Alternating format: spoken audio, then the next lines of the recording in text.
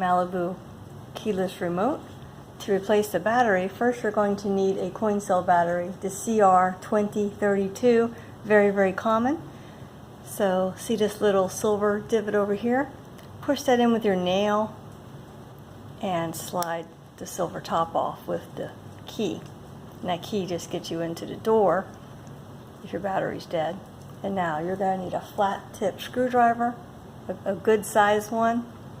You're just going to put this in here and gently gently twist, and once you get it cracked a little bit, gently there. And now the electronics are in the top part. Make sure you do not touch that. Move that aside, and there's your battery.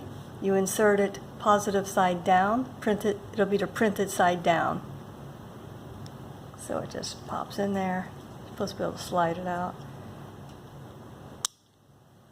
Use a little flat tip.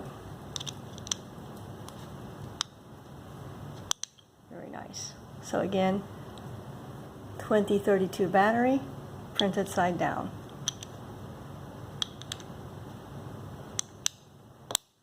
Pop it in. And now we're simply going to gently line everything back up and snap it back together. Let me start on this side with the silver. Goes into that notch.